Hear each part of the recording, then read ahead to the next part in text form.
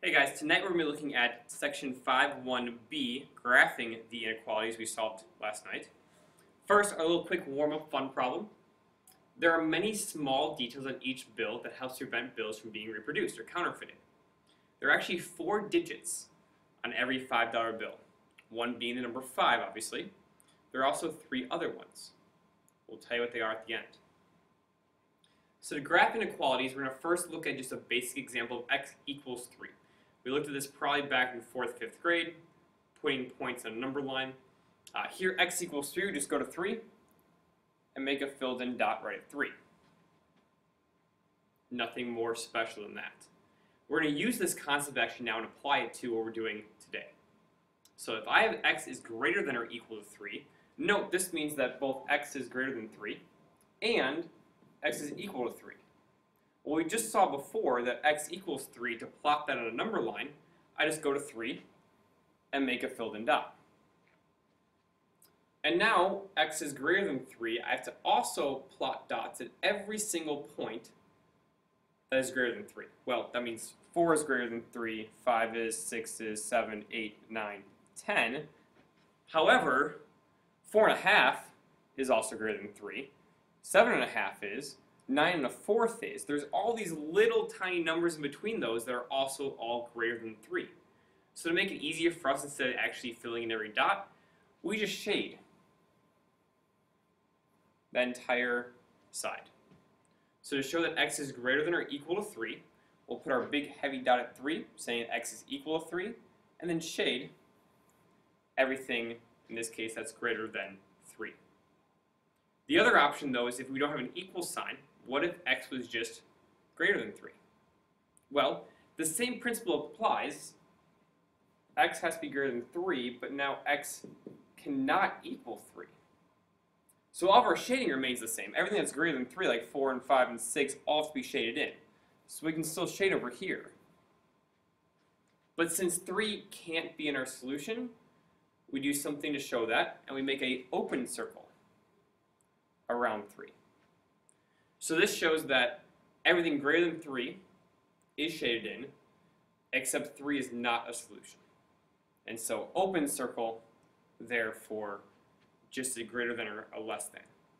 So the kids last year would talk about the little line underneath means you shade in more. Do some things like that. Look at a few more examples though. X is strictly less than -5. So -5 here's our tipping point. So that's where we're going to put our circle. This one's going to be open because it's not equal to. And then we have to shade everything that's less than -5, like -6 and 7 and 8 and 9. Okay. Let's do one more here. This one needs a little bit of a trick. So here I have 2 is greater than 3 plus x. Well, to solve for x, we'd subtract 3. I have -1 is greater than x. Now, this is in a different form we're used to seeing. The x is on the wrong side of the inequality. So we could do 2 things. One, we can think of all the numbers -1 is greater than x. Well, -1 is greater than -5. It's also greater than -10. In fact, it's also greater than -2. And you'll notice that it appears that we're going to be shading this way. However, this is a greater than sign. So why are we shading that way? Here's what we can do. We can take this -1 is greater than x and just flip it around. So instead of saying -1 is greater than x, read it backwards. X is less than -1. See what I did there? I took my -1 and my x and I flipped the entire equation around. So I read it backwards. Now this one we just saw, our open circle is going to be right here at -1, and again, everything less than -1 was shaded. So next 2 here, I want you guys to pause the video, work on them yourselves, and then once you're done with that, restart the video, and I'll show you the solutions. Alright, let's start on this first one. The 2x is less than or equal to x plus 2. So notice we have variables on both sides. We have combined our x's. So I'll subtract x from both sides. I'm left with x is less than or equal to 2. If it's equal to, that means we have a closed-in dot. Our tipping point here is at 2. So we're going to shade in that point right there. And then we're shading everything that's less than that point.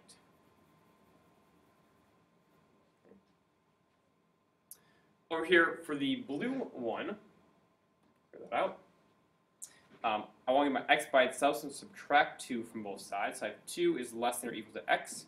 Again, notice how that x is on the wrong side that we're normally used to seeing. So if we want to, we can flip that. So 2 less than or equal to x is the same as going backwards. X is greater than or equal to 2. And I like graphing from there easier. So a big filled in circle at 2. And everything that's greater than 2. Alright, let's look at that money again. Here again is the $5 bill. There are 3 other digits on it.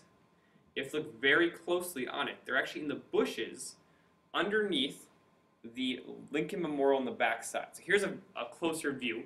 This is in the bottom left-hand side of the bill. There are actually 3 numbers here that almost look like they are in the shadows. Can you see them? They're 1, 7, and 2. Here, I'll outline them for you so you can see them a little easier. So these are actually in the shadows of every single $5 bill. Flip back. You can see them a little easier now. Good work, guys. Go ahead and complete the questions on NICU, and I'll see you tomorrow.